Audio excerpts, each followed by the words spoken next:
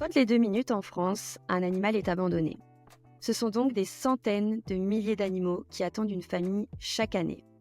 Mais les refuges, souvent saturés, ne peuvent pas tous les accueillir. Certaines associations manquent cruellement de moyens et d'espace, malgré toute leur bonne volonté et leur implication pour les sauver. Mais il existe des solutions, et c'est le cas des familles d'accueil. Ces foyers temporaires qui offrent à ces animaux beaucoup d'amour, de temps, de soins et un grand coup de pouce avant de rejoindre leur famille définitive. Mais concrètement, comment ça fonctionne ? Quels sont les engagements nécessaires pour devenir famille d'accueil ? Comment savoir si ce rôle est fait pour toi ? Et qu'est-ce que tu dois savoir avant de te lancer dans cette magnifique aventure ? Pour y répondre, j'ai le plaisir d'accueillir aujourd'hui Manon, véritable passionnée qui a fait le choix de consacrer sa vie aux animaux. Avec sa plateforme associative Kiwito, Manon simplifie la mise en relation entre famille d'accueil et association de protection animale. Grâce à son travail, de nombreux animaux ont déjà trouvé un foyer temporaire et commencé leur nouvelle vie. Alors si tu as déjà envisagé d'accueillir un animal, que tu te poses encore des questions ou que tu souhaites, toi aussi, contribuer à changer la vie de nos poilus en attente d'un foyer définitif, avec cet épisode, tu auras toutes les clés pour comprendre son fonctionnement et pourquoi pas te lancer dans l'aventure. Bienvenue sur Allo Pets, le podcast qui t'aide à comprendre et prendre soin de tes animaux. Je t'emmène avec moi à la rencontre de pros qui nous font découvrir toutes les pratiques, astuces et solutions concrètes qui font du bien à nos poilus. Je suis Romane, propriétaire peut-être comme toi, qui se pose de nombreuses questions sur nos compagnons. Alors si toi aussi tu veux devenir un super pet parent, abonne-toi et découvre chaque mois une nouvelle thématique. Bienvenue sur le podcast Manon, je suis ravie de t'accueillir aujourd'hui. Alors, est-ce que tu peux te présenter pour toutes les personnes qui ne te connaissent pas encore ? Eh bien, merci Romane pour cette super intro. Je suis Manon, en effet, j'ai 30 ans, je suis responsable communication de métier. J'ai passé la CACED fin 2023 pour lancer mon projet Kiwito. J'avais déjà l'idée de le lancer en partie. Pas forcément comme ça allait se faire aujourd'hui, mais j'en avais déjà pas mal de bribes. En parallèle, je suis bénévole communication et maraude chez l'association Gamelle Plaine depuis novembre 2023. C'est un peu d'ailleurs comme ça que tout a commencé, que j'ai réussi à mettre un pied dans le secteur animalier. J'ai quitté mon job de responsable communication fin février 2024 pour lancer Kiwito, pour rapprocher les associations et les familles d'accueil. En parallèle, j'ai été recrutée chez Défense de l'animal, qui est une confédération regroupant 280 associations et refuges indépendants. Je m'occupe là-bas de la communication digitale. C'était pas du tout prévu que je retrouve ce nouveau boulot. Mais bon, les planètes se sont alignées, j'ai pas pu refuser. Voilà, je suis vraiment ravie d'y travailler. Et donc, en attendant la sortie de l'application, Kiwito fonctionne depuis septembre via le site internet www.kiwito.com, sur lequel je poste les recherches de foyers temporaires et où les particuliers candidatent pour accueillir les animaux. Je travaille actuellement avec une vingtaine d'associations régulièrement et une quarantaine sont préinscrites. Depuis septembre, j'ai réussi à placer une quinzaine de chiens et de chats via la version actuelle du site internet. Voilà pour moi. Merci Romane et je suis ravie d'être ici aujourd'hui. Eh ben merci pour cette super intro. Alors Manon, du coup, est-ce que tu peux nous expliquer un petit peu le principe de famille d'accueil parce que c'est quelque chose qu'on connaît pas toujours. J'ai vu aussi que le post, tu vois, qu'on avait fait ensemble sur la famille d'accueil avait beaucoup plu et c'est vrai que les gens se posent pas mal de questions. Alors, est-ce que tu peux nous expliquer en quoi ça consiste être famille d'accueil ? En effet, être famille d'accueil, c'est un concept qui est très méconnu aujourd'hui et c'est d'ailleurs pour ça que j'ai voulu m'y intéresser pour le démocratiser. Être famille d'accueil, c'est accueillir un animal temporairement sans en être propriétaire. C'est l'association qui reste propriétaire de l'animal en attendant de lui trouver un adoptant ou, dans le cas d'un chien d'assistance, en attendant de le remettre à son bénéficiaire. Donc, c'est pour former un chien avant de le remettre à une personne en situation de handicap. Donc, on accueille un animal temporairement sans en avoir la propriété. Voilà. Donc là, tu parles de chien. Alors, ça peut être un chat, un serpent, une souris. Est-ce qu'il y a des types d'animaux qui sont acceptés en famille d'accueil ou pas particulièrement ? Globalement, tous les animaux peuvent trouver une famille d'accueil aujourd'hui, principalement des animaux de compagnie. D'ailleurs, sur Kiwito, je n'ai pratiquement que ça sur la version actuelle, mais on peut avoir des familles d'accueil pour des reptiles, pour des animaux de ferme, pour les nouveaux animaux de compagnie. Il y a des associations qui sont spécialisées un peu dans tout type d'animaux et qui cherchent, ça peut arriver, des familles d'accueil pour des vaches, par exemple. Donc, Ok, chaque profil correspond à un type d'animal en particulier. d'accord. Donc, peu importe l'animal, on peut devenir famille d'accueil pour n'importe quel type d'animal. Tout à fait. Si toi, tu préfères avoir un Ok. petit bouc chez toi, tu peux accueillir un bouc. Ok. Encore faut-il avoir l'espace, hein. Oui, bien sûr. On n'accueille pas un bouc dans un salon. Oui. Alors, qu'est-ce qui fait que les familles d'accueil aujourd'hui, elles sont importantes? Pourquoi ce principe de famille d'accueil, on n'en entend pas encore beaucoup parler et pourtant elles ont une place qui est quand même assez importante pour les animaux? Alors, je pense que c'est un concept dont on entend encore peu parler aujourd'hui parce que malheureusement, les associations savent pas forcément où chercher les familles d'accueil. Comme je le disais, c'est un concept qui n'est pas démocratisé et quand on voit des annonces de recherche de familles d'accueil, c'est d'ailleurs un conseil que je donne à toutes les assos, au lieu de mettre recherche FA, qui est un acronyme qui n'est pas connu et qui ne veut rien dire pour le commun des mortels, utilisez recherche famille d'accueil temporaire. Dans ce cas-là, c'est bien plus parlant. Et c'est ça, je pense, qui cause principalement problème quand vous recherchez une famille d'accueil. Donc moi, je comprenais pas ce concept de FA au début. Je m'y suis intéressée et j'ai compris qu'on ne parlait pas de famille adoptive, mais de famille d'accueil. C'est pour ça que Mmh. c'est difficile aujourd'hui d'en trouver, mais elles jouent un rôle très important, ces familles d'accueil, parce qu'elles offrent une solution temporaire aux animaux en attente d'adoption, en leur évitant un séjour prolongé en refuge, souvent stressant et qui est inadapté pour leur bien-être. Elles permettent aux associations de protection animale de sauver plus de vies en libérant de l'espace dans les structures. Elles facilitent aussi l'adoption des animaux en permettant aux futurs adoptants de mieux connaître l'animal dans un environnement familial. Dans le cas d'un chien d'assistance, elle lui offre un cadre adapté pour le former pendant 1 an et demi, 2 ans environ, avec des rendez-vous réguliers en centre de formation. Donc c'est très important pour le cas des chiens d'assistance parce que le chien va être formé ensuite pour être remis à un bénéficiaire en situation de handicap et va l'aider au quotidien. Donc moi je dis que le concept de famille d'accueil, il est vraiment primordial parce qu'il permet de sauver des vies en globalité. Donc on parle de vie animale ou humaine, on sauve des vies. Il y a quand même plusieurs types, d'accueil qui peut être, envisagé en fonction de la typologie de l'animal. Du coup, là, tu parlais, des chiens d'assistance. C'est pas il va pas y avoir la même, on y reviendra tout à l'heure, hein, mais, il va pas y avoir le même temps, dans le foyer, temporaire, je suppose et c'est peut-être, une implication différente. Mais du coup, qu'est-ce que ça apporte concrètement la famille d'accueil, à un animal? Je vois, on en a parlé aussi, sur un autre épisode du podcast avec, Laurine qui est éducatrice canin, qui nous expliquait à juste titre que, des animaux qui viennent de refuges ou d'associations peuvent avoir, eu, des traumas assez conséquents, avoir, beaucoup de stress, d'anxiété. Donc, il y a aussi, je pense, pas mal de choses qui englobent, cet accueil.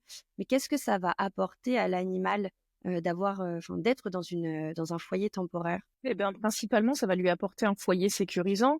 Dans le cas d'un chien de refuge ou de fourrière, enfin d'un chien ou d'un chat ou enfin n'importe quel animal qui serait en refuge, euh, c'est pas facile le refuge. C'est souvent des animaux qui vont vivre dans le froid, surtout l'hiver. En ce moment, on a beaucoup d'assauts qui veulent en sortir parce que c'est des animaux qui sont dans des box dehors et c'est très compliqué pour eux. Donc, on leur offre un foyer sécurisant pour qu'ils puissent s'épanouir, se reconstruire ou obtenir l'éducation dont il a besoin. On leur offre de la stabilité, on leur offre une socialisation aussi en promenade ou si l'animal vit avec d'autres animaux, une éducation comme je le disais parce que la vie au sein d'une famille lui permet de bénéficier des premières bases d'éducation pour rejoindre sa famille adoptive. Bien sûr, on va pas parler d'éducation quand on va accueillir une vache, hein, c'est différent. Mais là, je m'adresse vraiment au commun des mortels, comme je le disais tout à l'heure, et donc la majorité des animaux qui cherchent des foyers temporaires, on a principalement des chiens et des chats aujourd'hui. Mais il peut y avoir aussi des lapins, des cochons d'Inde, voilà. Et dans le cas d'un chien d'assistance, évidemment, une éducation très poussée pendant 1 an et demi, 2 ans. Oui, donc c'est vraiment très important pour déjà faciliter l'adoption par après, puisque ils vont déjà s'habituer à être réinsérés dans un foyer, dans une famille, chose qui peut-être ils n'ont jamais vécue. En fait, c'est un peu un passage essentiel pour rééduquer certains animaux dont on ne connaît rien. Un animal qui a été trouvé errant ou accroché à un arbre, l'association ne va rien savoir de lui, et le fait de le faire passer en famille d'accueil, ça va nous permettre de savoir son comportement vis-à-vis d'autres animaux, de voir son comportement en foyer. Est-ce qu'il détruit? Est-ce qu'il sait rester seul? En fait, la famille d'accueil a vraiment un rôle d'adaptation et de compréhension de l'animal pour donner les bonnes informations ensuite.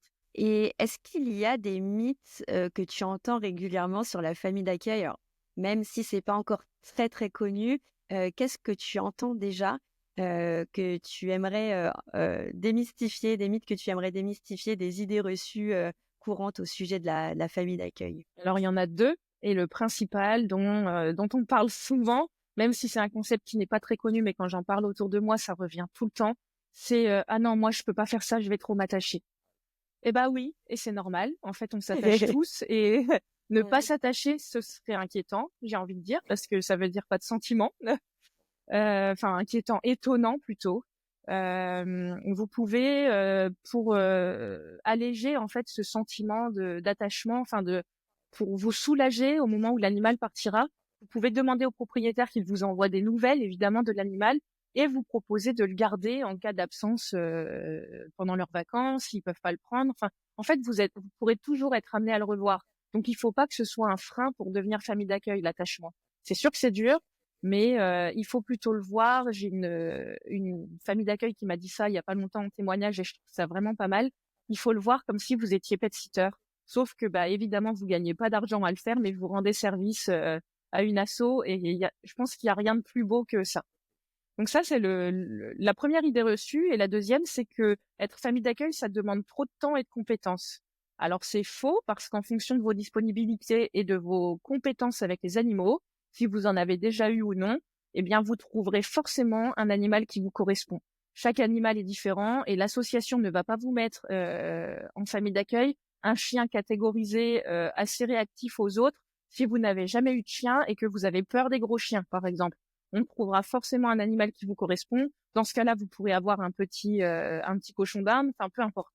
En fait, vous bloquez pas. Chaque profil est différent, et vous trouverez forcément l'animal qui vous correspond. Et j'en profite aussi pour dire qu'en fait, c'est pas parce qu'on a déjà eu des animaux qu'on sait forcément bien s'en occuper. On peut avoir plein de petites erreurs alors qu'on a eu des chats, des chiens depuis notre enfance. En fait, c'est aussi de la connaissance et oui, je le vois aussi beaucoup. On a souvent tendance à dire ah bah c'est bon, moi j'ai déjà eu plein de chiens dans ma vie, mais en fait ça ne définit pas nos compétences. Donc c'est peut-être que vous n'en avez jamais eu, que vous vous sentez un peu peut-être pas encore prêt. Donc si vous ne vous sentez pas prêt, c'est pas grave et ça pourra peut-être venir après. Mais l'essentiel, en fait, c'est de se faire accompagner par des personnes compétentes du secteur. C'est clair. Et c'est vraiment important de le rappeler, parce qu'il y a beaucoup de gens qui s'improvisent pet-sitter, justement, en se disant, moi, j'ai eu 25 chiens dans ma vie. Ouais, mais ça veut rien dire. Moi, je connais des gens qui ont eu des chiens toute leur vie et qui, malheureusement, ont un jardin de 50 mètres carrés, et le chien tourne en rond dans le jardin. Enfin, ça veut rien dire. Donc, on peut pas s'improviser pet-sitter, on peut pas se dire qu'on connaît les animaux parce qu'on en a déjà eu. Donc, vous serez forcément accompagné par l'association, et voilà. Faut vraiment pas vous dire que parce que vous n'y connaissez rien, vous pouvez pas être famille d'accueil. C'est pas vrai. Vous serez accompagné. Et est-ce que tu peux, du coup, Manon, nous expliquer quels sont les différents types de familles d'accueil qui existent? Oui, parce qu'en effet, il n'y a pas un seul type de famille d'accueil. Il y en a plusieurs, et ça aussi, c'est un concept un peu subtil qu'on peut avoir du mal à comprendre quand on n'est pas dans le sujet.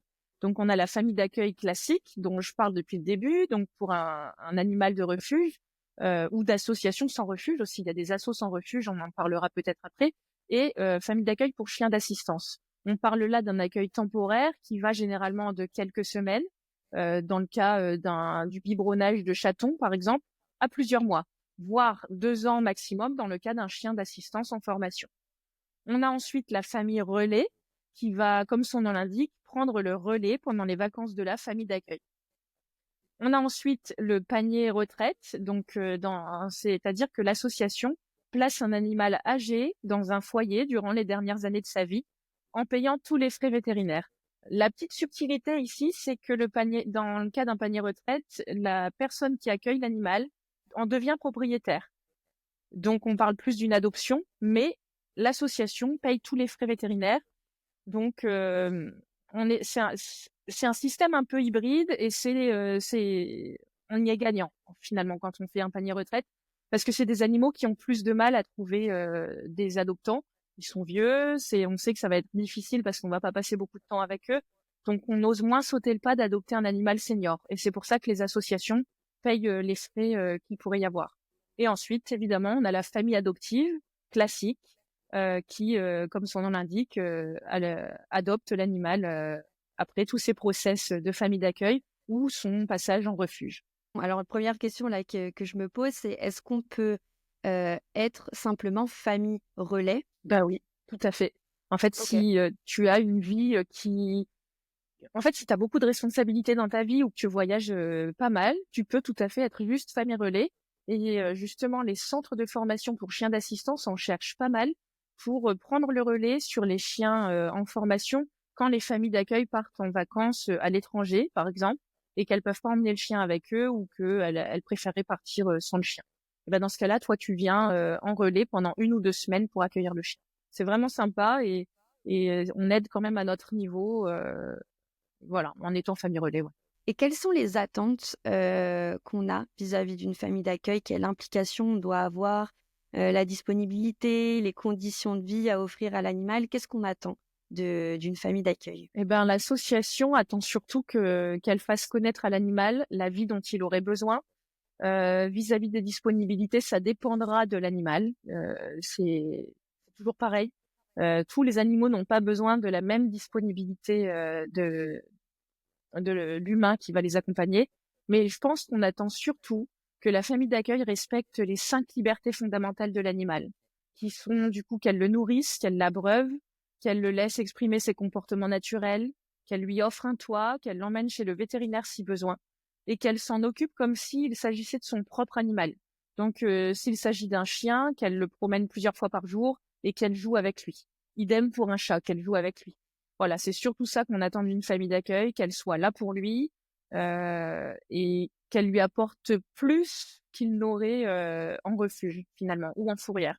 C'est vraiment le toit dont on a besoin et la socialisation dont il va bénéficier en étant en famille d'accueil. Et est-ce qu'il y a des avantages à devenir famille d'accueil?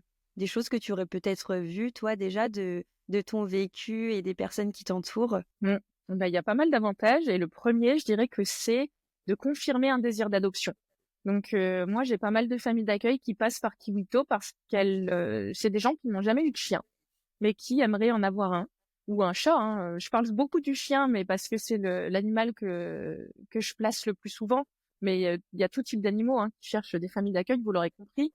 Et donc elles veulent confirmer un désir d'adoption parce qu'elles savent pas forcément comment ça va se passer. Est-ce qu'elles vont être en capacité de pouvoir adopter? Est-ce que finalement le chien même répond à leur mode de vie? Donc elles vont se dire pourquoi pas accueillir un animal temporairement pour voir si on match tous les deux. Donc ça c'est vraiment la première motivation à devenir famille d'accueil. Et j'encouragerais d'ailleurs toutes les personnes qui souhaitent adopter à passer par cette étape avant d'adopter. Si vous n'avez jamais eu d'animaux, surtout, c'est vraiment intéressant de comprendre un peu comment ça se passe, une vie avec un animal. Et en plus, vous bénéficiez de tous les conseils de l'association en parallèle. Alors que souvent, quand on adopte direct, on se retrouve seul face à soi-même et à un animal dont on ne connaît rien. Et c'est un peu plus compliqué. Alors que là, on a l'association derrière qui va nous donner des conseils, qui va nous permettre de voir un éducateur s'il y a besoin. Enfin, vraiment que des avantages à ce niveau-là. Ensuite, ça peut être juste pour profiter de la compagnie d'un animal sur une durée déterminée. Je pense notamment à des étudiants ou des personnes âgées qui ne pourraient pas adopter, donc avoir un animal sur du long terme. Dans ce cas-là, ça n'a que des avantages. Vous êtes étudiant, vous avez beaucoup de temps disponible, et pourquoi pas offrir un petit bout de votre foyer à un animal. On bénéficie aussi, en étant famille d'accueil, de la compagnie d'un animal à moindre frais. Parce que, comme vous l'avez compris, comme j'ai pu le dire un peu avant, les frais vétérinaires, principalement, sont remboursés par les associations. Mais vous pouvez avoir d'autres frais qui seront pris en charge, comme la nourriture ou les jouets. Et bien sûr, Ok. vous serez accompagné dans la démarche pour découvrir la vie de pet parent, comme je le disais avant. L'association est là pour vous aider et vous conseiller. Donc, c'est vraiment le gros avantage à être famille d'accueil. Bon, ça donne envie, hein, pour tous ceux qui nous écoutent, je pense, ça leur donne aussi envie de tester. Mais comment on sait si on est vraiment prêt à devenir famille d'accueil? Quelles sont, pardon, les questions à se poser avant de se lancer? Eh ben, les questions à se poser, je dirais qu'on peut se demander si on a du temps à lui consacrer et quel type d'animal on serait prêt à accueillir aussi. Et si vous n'êtes pas très fan de chat, je vous conseille pas d'accueillir un chat. Enfin, vous pourriez vous braquer. Ça peut être un peu compliqué. Est-ce que votre logement et votre situation sont-ils adaptés? Si vous êtes quelqu'un qui voyage beaucoup pour le travail, c'est pas pertinent de devenir famille d'accueil. Est-ce que vous êtes prêt à gérer les éventuelles contraintes en soins, en éducation, l'adaptation, la socialisation? Il faut aussi vous poser cette question. Est-ce que vous êtes assez patient aussi pour gérer un animal qui peut avoir subi des traumatismes? Quand on accueille un animal, il faut savoir que on peut avoir un chien qui est un chien ou un chat qui va avoir été maltraité et donc qui va être très timide, qui va avoir du mal à sortir de sa coquille. Et dans ce cas-là, il faut lui laisser du temps. Est-ce que aussi vous êtes émotionnellement capable de gérer ça? Euh, Là, Mm. je veux pas remuer le couteau dans la plaie en reparlant de ce qu'on a dit avant. Oui, mais moi, je vais pas être capable de gérer l'attachement quand il va devoir partir. Mais non, c'est pas ça le problème. C'est est-ce que vous êtes émotionnellement capable de gérer un animal justement qui aura subi des traumatismes? L'attachement, toutes les familles d'accueil le subissent. C'est toujours compliqué de voir l'animal partir, mais il faut vous dire que vous en aurez un nouveau. Mais par contre, est-ce que vous êtes capable d'assumer un animal qui va avoir des petits problèmes comportementaux ou pas? Enfin, voilà, c'est pas facile, mais vous n'êtes pas seul dans cette démarche, heureusement. Peut-être que vous n'avez pas de temps à consacrer à un chien, mais que votre situation conviendra tout à fait à un chat, à un hamster, à un cochon d'Inde ou à une vache si vous avez un grand terrain. Et avant tout, je rebondis sur ce que tu disais, avant tout de se dire qu'on en aura peut-être un après, c'est aussi de se dire qu'on participe aussi à sauver des vies, que on donne déjà de notre temps et que c'est déjà énorme. Donc oui, c'est sûr et certain que ben voilà, la séparation ben, va arriver à un moment ou un autre. Donc c'est vrai que bon, faut s'y préparer déjà en se lançant dans l'aventure de la famille d'accueil. Bah oui. Et finalement, le sujet de la séparation, hein, là aussi, quand on adopte, parce que tu as déjà fait un podcast là-dessus, Romane, sur le deuil de l'animal. Moi, j'ai un chat personnellement et j'appréhende déjà son départ. Je sais que ça va être très compliqué. Et finalement, quand on inverse un peu les rôles, je me dis que euh, être famille d'accueil, ça aurait peut-être été moins douloureux pour moi. Parce que on sait que l'animal, à la fin, part pour une meilleure vie. Alors que Mm. là, l'animal part pour qu'on ne le revoie plus jamais et c'est encore plus difficile quand on a été son parent pendant 10, 15 ans. Oui, c'est vrai. Et l'épisode du podcast, d'ailleurs, avec Yesenia, qui est vétérinaire, donc sur la thématique de l'accompagnement de la fin de vie des animaux, j'ai trouvé ça quand même assez important d'en parler parce qu'en fait, on n'en parle jamais. On parle jamais de cette fin, de comment s'y préparer. Et tu as raison, Manon, parce que quand ça arrive, on n'est jamais prêt et on fait toujours tout dans l'urgence parce qu'en fait, on n'a pas envie de se dire que ça va arriver. Et si ça peut aider des personnes, n'hésitez pas à écouter cet épisode. J'espère qu'il pourra vous aider parce que c'est vrai que c'est un sujet qui a besoin de lumière, comme la famille d'accueil d'ailleurs. Mhm. Donc voilà. C'est vrai.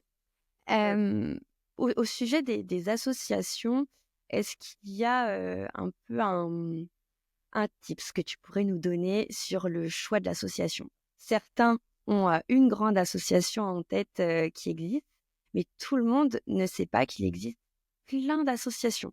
T'en parlais tout à l'heure aussi avec ce que tu fais au quotidien. En fait, les associations, il y en a beaucoup, beaucoup, beaucoup en France, et plus ou moins grandes d'ailleurs. Mais comment Du coup, parmi toutes ces associations, on choisit l'association avec laquelle on va travailler, si je peux dire ça comme ça, pour ce système de famille d'accueil. Et comment on va la sélectionner, comment on va la trouver? Eh ben, tu as bien fait d'en parler parce qu'en effet, on compte aujourd'hui un peu, des milliers d'associations de protection animale en France. Je me demande si on les compte, si le chiffre n'est pas de 3000 à vérifier. Euh, pour les trouver, principalement, il vous suffit d'aller sur Internet. Et c'est pas facile parce que toutes ne sont pas référencées. Les associations ne sont pas forcément gérées par des personnes qui connaissent Internet, qui savent l'utiliser. Donc, vous allez trouver plus facilement les associations qui sont proches de chez vous. Moi, forcément, je vous conseillerais d'aller sur le site défense de l'animal/refuge. Et dans ce cas-là, vous aurez la liste des refuges refuges et associations sans refuge qui sont adhérents chez Défense de l'Animal. Ce ne sont que des assos et des refuges indépendants, donc tout petits, qui ont peu de moyens et qui méritent de gagner en visibilité. Donc déjà, je vous invite à regarder directement dessus pour trouver les plus proches. Certaines sont spécialisées en chiens, en chats, en animaux de ferme, en reptiles, en animaux âgés. Vous pourrez sélectionner via différents filtres selon ce que vous cherchez. Chacune sa spécialisation, donc vous trouverez forcément le type d'animal que vous êtes prêt à accueillir. Ensuite, les assos sont principalement présentes sur les groupes spécialisés en recherche de familles d'accueil ou d'adoptants sur Facebook. C'est vraiment ici qu'on les retrouve principalement. Donc vous avez des groupes comme SOS Famille d'accueil, Animaux en détresse, Aide Animaux Île-de-France, peu importe. Vraiment, vous tapez animaux dans la barre de recherche sur Facebook, vous allez dans groupe et vous allez trouver, mais alors un nombre d'associations faramineux. Après, évidemment, sur le Google, vous tapez association Lyon si vous êtes à Lyon, association de protection animale, vous allez trouver les associations de protection animale du secteur. Mais comme je le disais, elles n'y sont pas forcément. Et ça, c'est un problème d'ailleurs, les assos qui ne sont pas sur Internet, c'est un peu plus compliqué pour les trouver. Et bien sûr, ensuite, vous pouvez aller sur Kiwito. Donc aujourd'hui, vous ne choisissez pas l'association, mais vous candidatez pour un animal en particulier. Demain, ce sera un peu différent. Vous proposerez votre profil sur l'application Kiwito, votre profil de famille d'accueil, et les associations pourront vous contacter directement pour vous proposer de garder un animal. Mais vous aurez aussi accès à la liste des associations présentes sur l'application. Voilà comment on peut trouver les assos aujourd'hui. Et comment on s'assure qu'elles sont sérieuses? Eh bien, là, je vous suggérerais de regarder les avis sur Google, principalement. Parce que là, vous avez les avis d'adoptants, les avis de personnes qui ont visité les refuges, qui vont vous donner des indications sur l'association.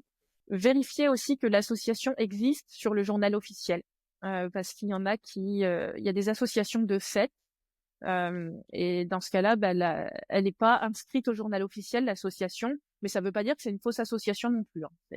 Voilà, vous vérifiez d'abord au journal officiel si elle existe. Toutes celles qui sont inscrites sur Défense de l'Animal sont des associations répertoriées, existantes. Il n'y a pas de souci, vous n'aurez aucun problème avec celles-là. Et bien sûr, après, via l'application Kiwito, quand vous les trouverez, ces associations, quand l'application existera, les familles d'accueil pourront les noter. Et dans ce cas-là, il y aura un gage de crédibilité entre l'association et la famille d'accueil. Ça vous permettra de voir si vos valeurs communes matchent ou pas. Et inversement, l'association pourra aussi noter la famille d'accueil. D'accord. Ah oui, c'est très important parce que, généralement, quand on est une association, on a une envie et un combat, c'est de sauver les animaux et de faire tout pour leur trouver une famille, et ce qui est le principe d'ailleurs de l'association. Mais bon, il faut quand même aussi rester alerte sur des petites dérives qui pourraient y avoir. Et, et du coup, est-ce que toutes ces associations recherchent des familles d'accueil? Est-ce que toute association recherche une famille d'accueil? Pas toutes, mais la plupart. Ok. Principalement les associations sans refuge qui ne fonctionnent qu'avec des familles d'accueil. Donc là, je parle par exemple dans le cadre d'une association de chats libres. Il n'y a pas de refuge. Chats libres, ça porte bien son nom. C'est des animaux, des chats qu'on retrouve dans les rues. elles cherchent à les mettre en famille d'accueil pour les socialiser et ensuite les remettre à l'adoption. Les stériliser aussi, c'est très important. Mais il y a certaines associations avec refuge qui cherchent aussi des familles d'accueil, par exemple pour un chien qui ne supporte pas le box, ou j'ai vu il y a pas longtemps une portée de chiots à biberonner jour et nuit. Dans ce cas-là, il n'y a pas quelqu'un jour et nuit à l'association qui peut les prendre en charge, donc on cherche des familles d'accueil pour les petits chiots pour pouvoir s'en occuper. Il y a plein de situations différentes qui font qu'une association sera amenée à trouver des familles d'accueil ou pas. Donc, c'est important de savoir que toute association n'a pas forcément un refuge attitré avec des box et que justement, celles qui n'en ont pas sont peut-être, je pense, du coup, plus à même d'aller chercher des familles d'accueil et qui ont vraiment, vraiment besoin de familles d'accueil. Ah oui, oui, il y a vraiment des assos qui ne fonctionnent qu'avec des familles d'accueil. Est-ce qu'il y a des connaissances spécifiques à avoir avant d'être famille d'accueil? Bon, on en a parlé, on sait que on n'a pas besoin d'avoir une expérience de 15 ans dans le secteur animalier pour pouvoir être famille d'accueil, mais est-ce qu'il y a quand même des connaissances à avoir avant de se lancer? Pas nécessairement. L'association prendra bien évidemment en compte que vous ayez déjà eu des animaux ou non pour placer chez vous un animal adapté. Comme je le disais, on va pas placer chez vous un staff un peu réactif aux chiens si vous n'avez aucune connaissance en staff. D'ailleurs, euh, un cas exige certaines règles, c'est celui des chiens de catégorie. Dans ces cas-là, oui, on a des connaissances à avoir parce qu'ils nécessitent une attestation d'aptitude et un permis de détention, ces chiens de catégorie. Mais les associations peuvent généralement vous aider à les obtenir. Donc c'est pas parce que vous allez voir qu'un chien de catégorie a besoin d'une famille d'accueil et qu'il risque l'euthanasie sous tant de jours qu'il faut vous dire bon, ben, j'ai pas le permis de détention, j'ai pas l'attestation d'aptitude, donc je peux pas l'accueillir. Proposez-vous quand même si ça vous intéresse, si vous êtes disponible, et vous verrez ensuite avec l'association comment faire pour obtenir ces documents. Tu en as parlé rapidement, on va pas non plus trop étaler sur le sujet de l'euthanasie, mais c'est vrai que ça arrive et c'est une réalité où, bah, je sais pas, peut-être que maintenant tu peux nous en parler. Ouais, c'est une triste réalité. Un animal sur 3 est euthanasié en général. Un animal sur 3 qui est abandonné, qui est trouvé errant, finira euthanasié, faute de place en refuge ou de famille d'accueil temporaire disponible. Et donc, c'est pour ça, d'ailleurs, que j'ai eu l'idée de créer Kiwito, parce que pour moi, c'est impensable que, faute de place, on soit obligé d'euthanasier des animaux. Donc, qu'un animal soit malade, qu'il faille abréger ses souffrances, dans ce cas-là, on comprend. Mais qu'on doive l'euthanasier alors qu'il a 2 ans, qu'il est en pleine santé, et juste parce qu'il est considéré comme un chien de catégorie, donc chien dangereux, alors que il va être classé 1 sur 4 en dangerosité, c'est-à-dire aucun signe d'agressivité, pour moi c'est impossible. Malheureusement, bah c'est un animal qui est en fourrière a plus de chances d'être euthanasié puisque la fourrière n'a pas vocation de garder les animaux indéfiniment. Donc c'est pas un refuge et elle peut pas mettre 15 chiens dans un box en même temps, c'est impossible. Voilà, c'est triste et c'est pour ça que les associations qui sont là derrière, avec ou sans refuge, cherchent à sortir des animaux de fourrière pour leur éviter l'euthanasie. Mais sans famille d'accueil, bah c'est pas possible. Et c'est pour ça que vous voyez beaucoup de SOS sur les réseaux sociaux qu'on passe, des alertes rouges et alertes écarlates, parce qu'on a besoin de familles d'accueil pour les sortir de fourrière impérativement pour leur éviter l'euthanasie. Et c'est pour ça que je mets un gros point d'alerte là-dessus. On a besoin de familles d'accueil, mais tout le temps, tout le temps, tout le temps, pour les sortir de cet enfer. Le rôle de famille d'accueil, comment il est encadré légalement? Alors, il est encadré notamment par l'article L214-6 du Code rural de la pêche et de la pêche maritime. La famille d'accueil, comme je le disais, n'est pas propriétaire de l'animal. Elle agit sous la responsabilité de l'association qui reste propriétaire de l'animal. La famille d'accueil doit prêter assistance, répondre à ses besoins fondamentaux, respecter les règles fixées par l'association, ne pas sortir le chat sur le balcon, par exemple, s'il n'est pas sécurisé, si l'association lui a interdit, tenir le chien en laisse quoi qu'il arrive. Il y a des familles d'accueil qui ne respectent pas ces règles et quand il y a un problème, bah, on peut se retourner contre elles. Donc c'est vraiment important de respecter les règles qui ont été fixées par l'association pour avoir le moins de problèmes possible. Ensuite, la famille d'accueil doit signer un contrat avec l'association qui va définir les obligations de chaque partie. je vous conseille vraiment de ne jamais accueillir un animal sans avoir signé de contrat. Et d'ailleurs, on en revient sur le choix des associations, comment trouver des assos et être sûr de leur sérieux. Une asso qui va venir placer chez vous un animal sans vous faire signer de contrat, il y a un problème. Faites attention. Il faut vraiment qu'il y ait un contrat parce que dans ce cas-là, elle peut se dédouaner de sa responsabilité et vous dire, vous gardez l'animal. Bon. Ou inversement, vous pouvez aussi voler l'animal et ne jamais le rendre à l'association.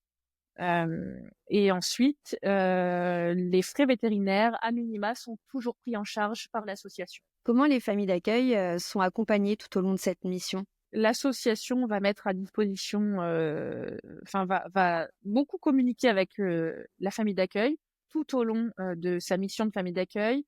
Elles vont lui mettre à dispo des conseils et un suivi régulier.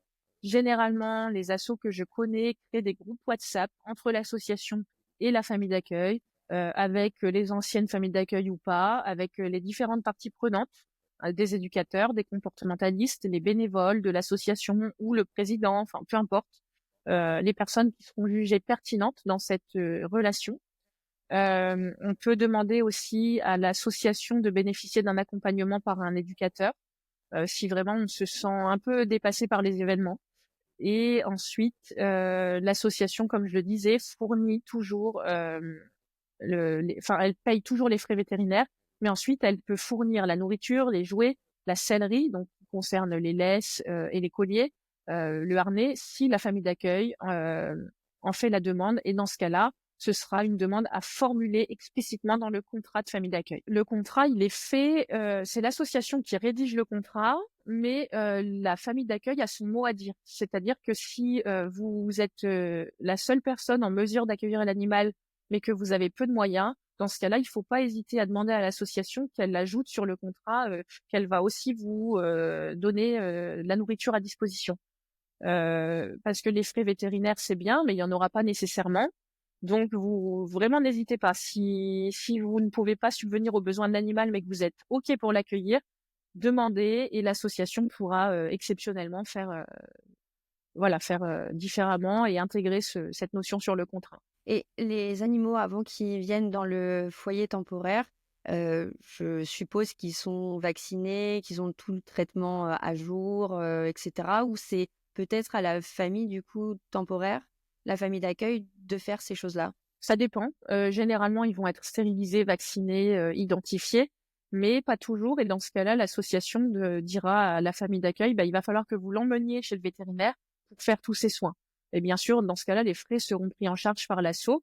Mais je prends le cas d'un chaton qui n'a pas encore l'âge d'être stérilisé. Évidemment, ce sera à la famille d'accueil de l'emmener chez le vétérinaire pour le faire. Et si on se sent un peu dépassé, donc déjà en premier relais, première instance, il y a l'association qui est censée nous accompagner et nous aider dans cette étape. Tu parlais d'éducateurs tout à l'heure, je pensais aussi aux comportementalistes, aux ostéopathes, enfin tous les métiers qui gravitent autour de la santé et du bien-être animal. Est-ce que toute association travaille avec un éducateur ou une éducatrice? Je pense pas, parce que comme je le disais, on a différents types d'associations et une association qui va être spécialisée en bovins n'a pas besoin de travailler avec un éducateur. Voilà. C'est sûr. Mais sinon, oui, elles ont des contacts, mais elles ne les activent pas forcément.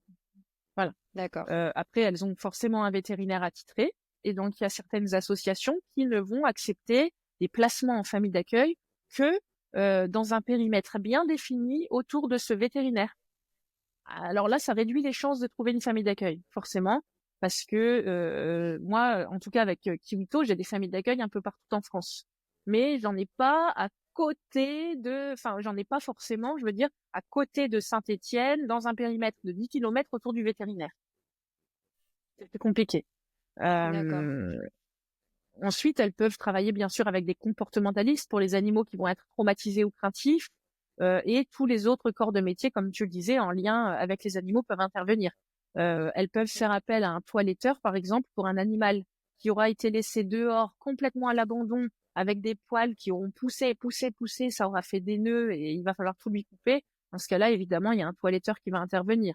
elles pourront faire appel à des ostéos, des nutritionnistes ou, ça arrive très souvent, dans le cas de refuges, des photographes animaliers qui vont venir prendre des photos dans les refuges pour valoriser les animaux, pour leur trouver un adoptant. C'est aussi très important du coup que la famille d'accueil peut-être suggère ce type de prestation si elle rencontre des problématiques. Je ne sais pas si l'association peut prendre tout le temps en charge parce que ça coûte quand même assez cher pour l'asso, hein, j'entends, qui du coup a aussi besoin de fonds pour nourrir les autres animaux, pour s'occuper d'eux, aller faire les sauvetages, etc.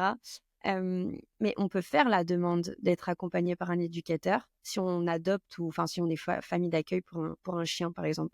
Tout à fait. Et justement, moi, c'est ce que je conseille toujours aux familles d'accueil. Soyez dans l'échange tout le temps. Il faut toujours dire quand il y a un problème avec un animal ou quand ça se passe très bien, il faut le dire et il faut pas hésiter à faire remonter tous vos petits points d'alerte et à demander conseil, à demander plein de tout ce dont vous auriez besoin à l'association. Ce sera un oui, ce sera un non, peu importe. Qui ne tente rien n'a rien. Et puis ça peut aider aussi si on est dans une situation compliquée. Ces professionnels-là peuvent nous accompagner et sont très importants. Donc oui, il ne faut pas hésiter à demander à l'association. Et je ne pense pas que l'association soit très fermée à ça, puisque l'objectif aussi, c'est la réinsertion de l'animal. Après, bon, les frais peuvent être pris ou pas en charge. Ça reste une autre question. Mais déjà, vous redirigez vers un professionnel compétent pour la situation sur laquelle vous êtes à laquelle vous êtes confronté. En plus, il y a certaines familles d'accueil qui ont des bénévoles, éducateurs, comportementalistes dans leur réseau.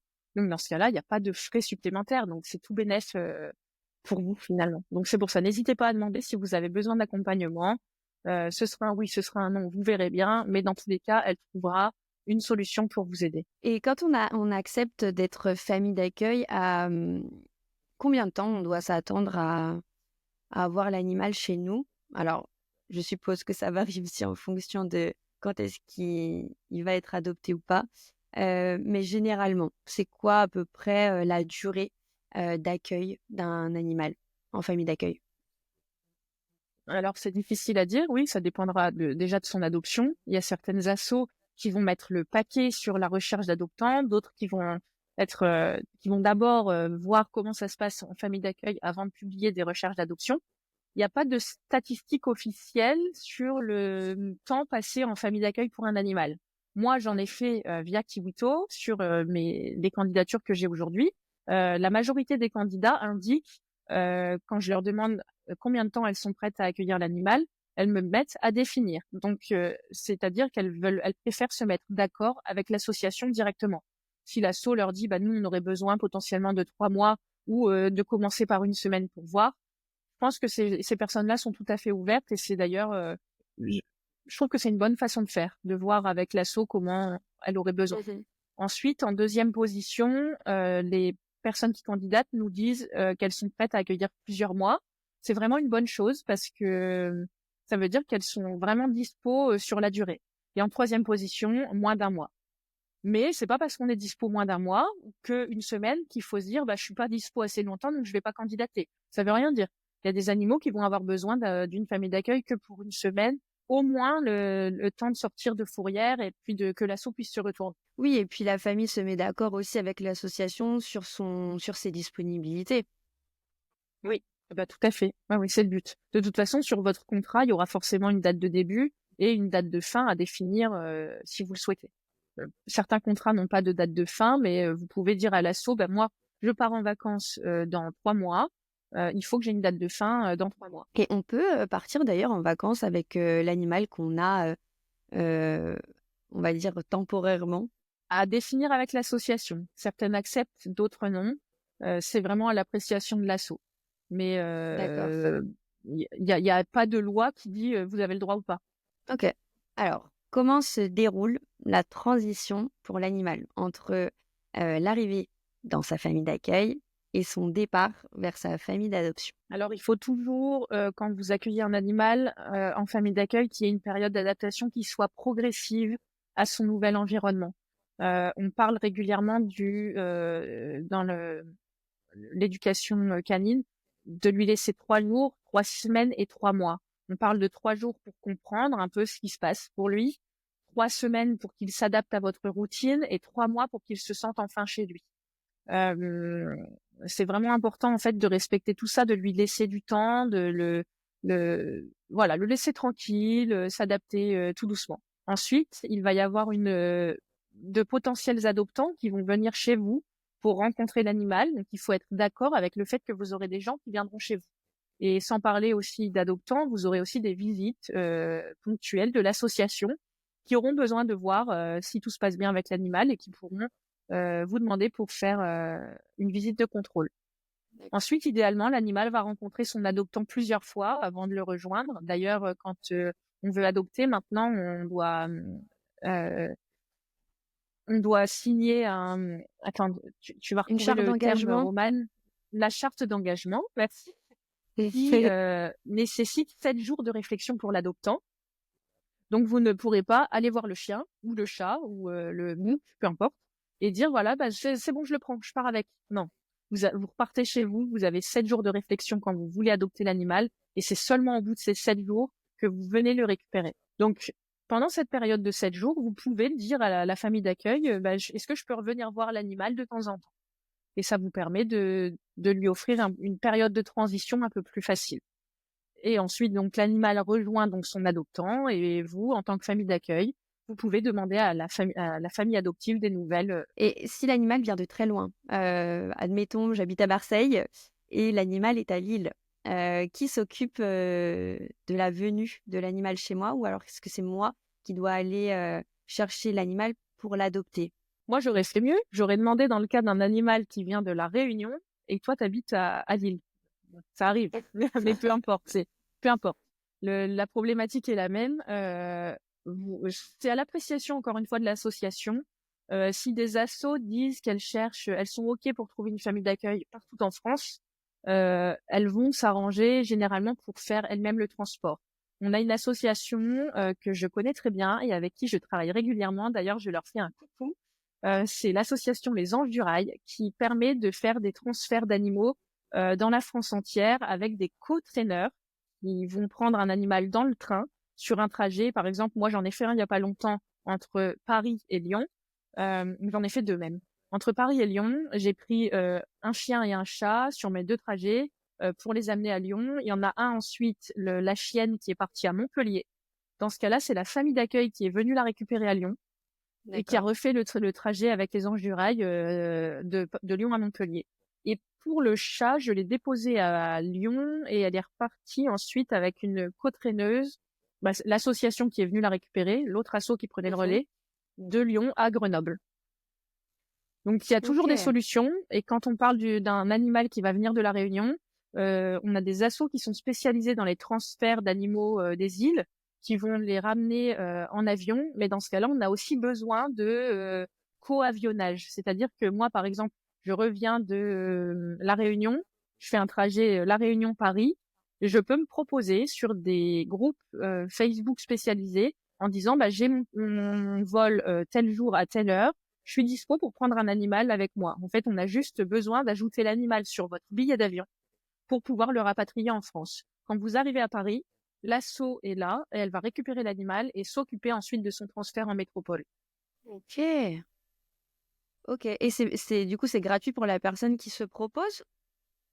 Tout à fait.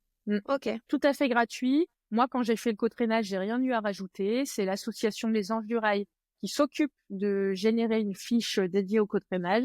Donc, l'asso gère tout. En fait, nous, on se porte volontaire pour transporter un animal avec nous et ça nous rajoute aucun frais supplémentaire. Donc, ça intervient aussi bien dans son arrivée que dans son départ. C'est-à-dire que si on est famille d'accueil, on peut nous emmener ou on peut aller chercher l'animal à l'association ou au refuge, ou là où il est. Et si on est famille adoptante, du coup, pour être sa famille définitive, ça revient au même. C'est la même chose, c'est le même fonctionnement. Ouais. Tout à fait, oui. On peut. Les assos aussi cherchent souvent sur Facebook des covoiturages. J'ai eu le cas d'un animal que j'ai réussi à faire placer il y a pas longtemps, qui s'appelle Tao, un chien, l'asso cherchait un covoiturage de Montondon, je connais pas, OK. désolée si ça se prononce pas comme ça, jusqu'à Toulouse. Donc il y avait quand même OK. un bon 5 heures de route, il me semble, mais on a trouvé un covoiturage pour emmener le chien, voilà, de là, là où il était en pension jusqu'à Toulouse chez sa famille d'accueil. Donc en fait, il faudrait, qu'on regarde un petit peu tout ça parce que ça peut quand même, aider beaucoup les associations.